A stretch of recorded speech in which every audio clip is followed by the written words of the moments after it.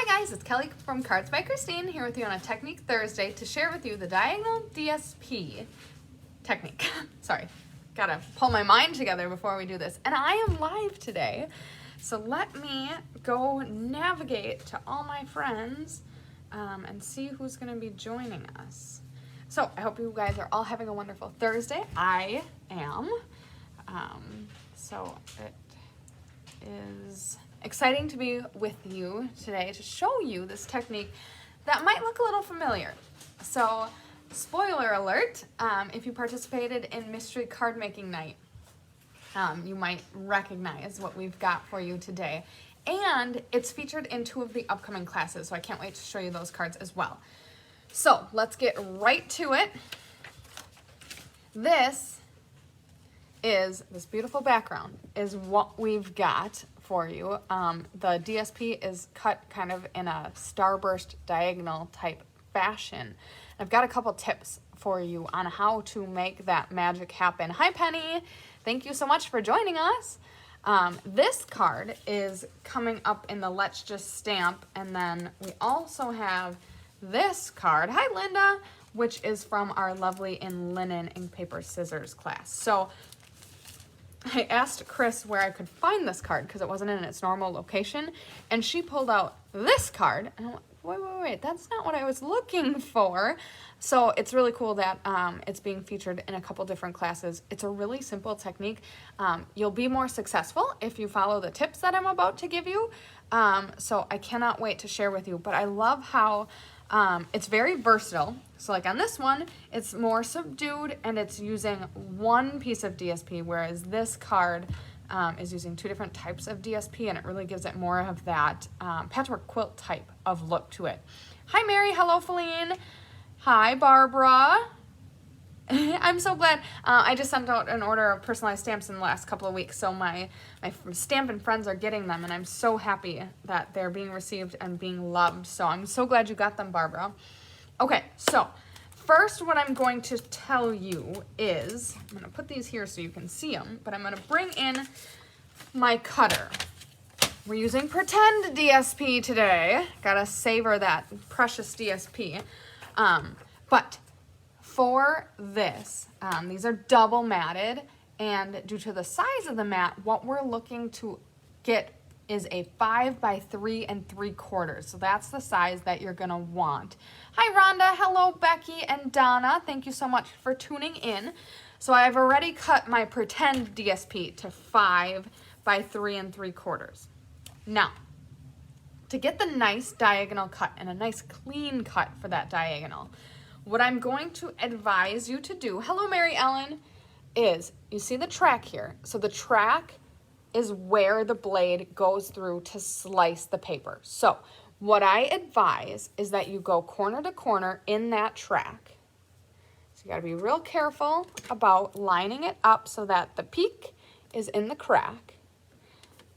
And then I'm gonna pull it down so that I can get my head in there and get some nice crisp corners. So then hold it tight. Hi, Laura. And then put your guard down. Once you put your guard down, there's a good chance that it's not really gonna wiggle. Hi, Donna. Thanks for tuning in from Arizona. Now, if you bring your blade in and start to cut, if your blade is not pretty well brand new or very sharp, you're gonna crush the corner. And we really don't want that because it's definitely gonna show. So my advice is to hold down your paper, lift up, and bring your guard down, I don't know, an inch maybe. I should say your blade down an inch maybe, and then go pierce it down, push it down, and pull it through the top corner.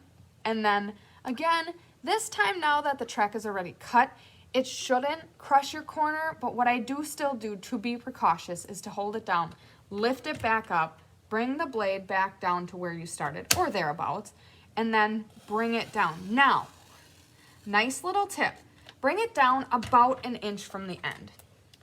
There's no specific here, but about an inch or half an inch from the end. This means that this piece of paper is still intact.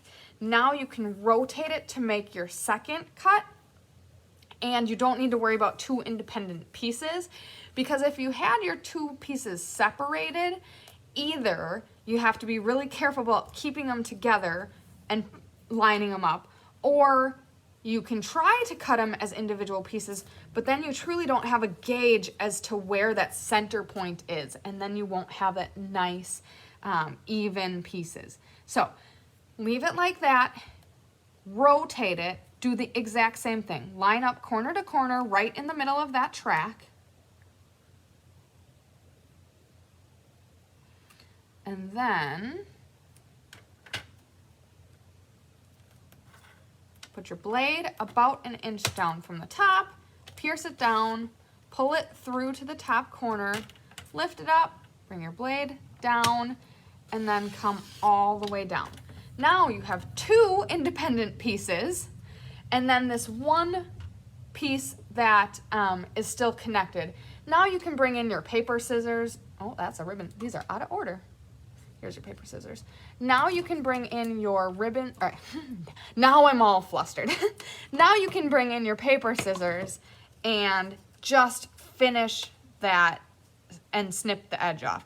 So the smaller the piece that you have left, the less straight line cutting you need to come up with on your own. It's not difficult, but it's not probably going to be exactly perfectly straight by doing it by hand. So, you know, you can leave just a ½ inch on the edge, just enough that after that first rotation, your pieces stay together. So now you've got these 4 triangles, and you go ahead and layer them back together, and now you've just got this beautiful additional outline, or kind of like matted piece that you can get in the middle. So that's how you create that diagonal DSP. And I'm just trying to, whoop. So you'll see here then we've got nice crisp corners, no crunched corners or edges. You've got that little track running through the inside. Now, if you wanted to, you could do anywhere from 1 to 4 different DSP. So this is what, obviously, every piece of DSP, every card design is completely different, but this is what it looks like when you're just using one pattern. It's just continuous, but instead of being one piece of paper, you've got the nice little track in there. Then if you go ahead and do 2 pieces, you'll keep the top and bottom the same pattern and left and right the same pattern. Our DSP is great in the fact that you can get this out of one piece of paper, because these are likely just flipped versions. So like this is the front and this is the back. I can't say that for certain that this is the front and back of that particular piece of paper, but you can do it that way, or you can take 2 different designs and choose what tops and lefts and rights you have, and then you just get twice as many cards out of it, because you'd have this top matched with those left and right pieces, and then you'd swap the top and bottom over here, and the left and right would go there, if that made any sense. And then of course you could always cut 4 pieces of DSP as well, or 2 and do fronts and backs, and do a variety of different patterns on there.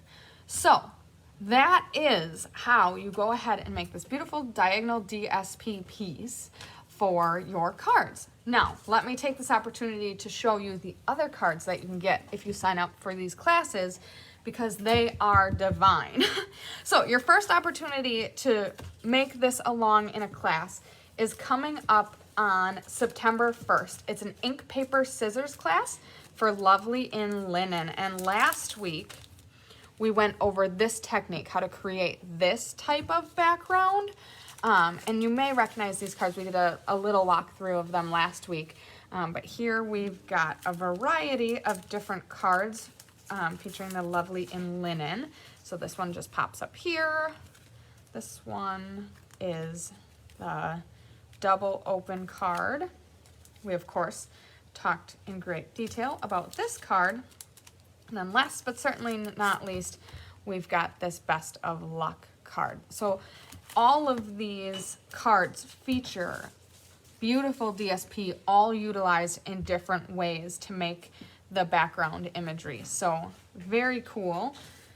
So that is Lovely in Linen. It's on September 1st, and it is available already. There's about a dozen kits left, so if you're interested, let Chris know and you can reserve your kit to participate in that class. And then the other opportunity, let me just boop, is the Apple card that I was showing off is from the Let's Just Stamp class, which is coming up in October, and that's with the Apple Harvest Bundle. Now, that might sound really crazy to some of you who are very familiar with our catalog. These stamps, if you will recognize, are a standalone stamp set, and Let's Just Stamp, literally the title is all about let's just stamp. There's nothing to it. So these cards usually focus on fussy cutting or not die cutting, in case you don't have a die cutting machine or you know, don't have the bundle or something like that. But Stampin' Up! Just released for demonstrators, they'll be coming available to customers in September, a coordinating die set for the Apple Harvest stamp set, and about 5 other stamp sets as well. So the Fresh Cut Flowers, the Birthday Piggy, the Trimming the Tree, Waterfall Canyon, and Yeti to Party. So there are coordinating dies coming for all of these stamp sets, which is super exciting because the dies for all of these are so beautiful and such a great complement to all of the stamp sets. So keep your eyes open for that. If you're a demonstrator, you may already know this and you already have some of them, but they will be becoming available to customers in September. Okay, so otherwise, for Let's Just Stamp, you absolutely, and the intention is to fussy cut around some of these stamped images of the apples, which are so, so pretty. So of course, we've taken a look at this card right here. The Greatest Gift is a Good Friend. Such a lovely card. Colored pencils are used for this set to make these cards. Really love that soft look of the colored pencils on this one. Then we've got another card. Oops, let's throw that in here. So this is a like partial flip open card here with a great bunch of apples. And then this one with the yellow apple is so cute. I love this color scheme so much with the yellow apple, the Calypso Coral, and I'm guessing this is maybe Mint Macron. Let's throw this guy in there. So these beautiful cards are available for the October Let's Just Stamp.